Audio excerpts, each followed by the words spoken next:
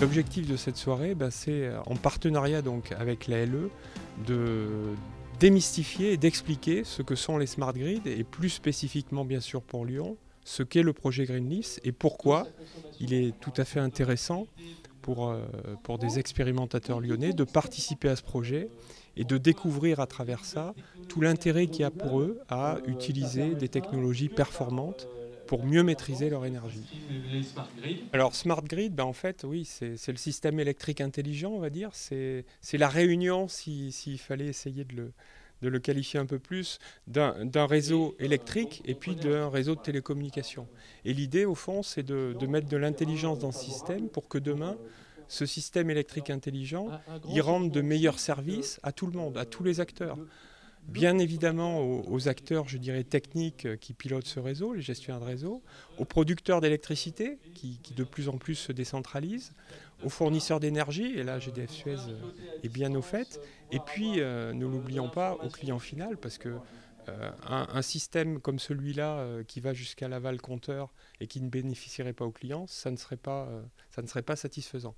Dernier point peut-être, dernier acteur à ne pas oublier, la collectivité, en l'occurrence la ville de Lyon. Nous souhaitons aussi montrer à travers ce projet qu'il y a aussi probablement des bénéfices à retirer d'un tel système, bénéfices peut-être environnementaux ou sociétaux, qui seront, on le souhaite, quantifiables au terme de ce projet. La première chose importante, en fait, c'est de comprendre quels sont nos modes de consommation. Nous, ce qui nous intéresse dans Greenlist, c'est de travailler avec des énergéticiens sur l'arrivée des compteurs communicants pour voir comment ça va impacter les comportements des usagers, donc de tout un chacun, pour voir en quoi ces nouveaux compteurs vont nous permettre d'être mieux informés, comment ça va impacter sur tout le réseau électrique, depuis la production jusqu'au consommateur final. Donc c'est un sujet en pleine émergence. On sait que le développement des énergies renouvelables, qu'on appelle de nos voeux, va nécessiter une meilleure corrélation entre l'offre et la demande. Donc il nous semble que c'est important d'y travailler dès maintenant. Pour les compteurs intelligents, ça va être plus d'informations pour le consommateur. Je voulais savoir où on en était un peu sur la France, à titre particulier et aussi à titre professionnel. Je suis électricien dans le bâtiment, pour pouvoir répondre un petit peu aux demandes de nos clients.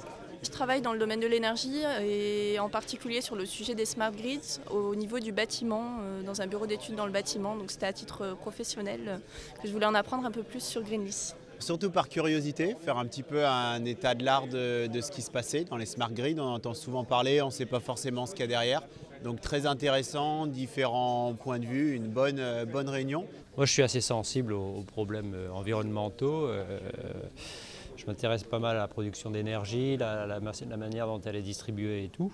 Et je pense qu'il y a vraiment des enjeux énormes pour l'avenir, donc je suis intéressé par tout ce qui touche à ça. Tout ça est rendu possible par les nouvelles technologies de l'information. Plutôt presque un débat d'experts, on peut dire. Vraiment des gens extrêmement pointus dans des domaines très différents. Et du coup des questions très constructives qui permettent effectivement d'enrichir finalement ce que j'ai pu présenter, ce que j'ai pu délivrer. On espère aussi retirer de l'expérimentation le fait de savoir ce qui intéresserait le consommateur. Greenlist, c'est un projet qui a vraiment démarré, je dirais, en 2012, même si déjà en 2011 nous avions lancé l'opération. Notre objectif globalement sur les villes de Lyon et de Grenoble, c'est de recruter 1000 clients expérimentateurs dans le domaine du résidentiel. C'est aussi de recruter des clients dans le tertiaire, dans l'industrie, parce que là aussi, il y a des potentialités en termes de maîtrise de l'énergie. Pour cela, nous nous sommes donné 4 ans, c'est la durée du projet, donc jusqu'en 2016. Et bien évidemment, nous souhaitons recruter ces clients le plus vite possible pour vraiment expérimenter avec eux au fil de ces 4 ans toute une gamme de services, d'offres tarifaires, nous l'espérons innovantes, qui permettront justement de voir en quoi ce système électrique intelligent peut demain devenir un peu la norme sur toute la France.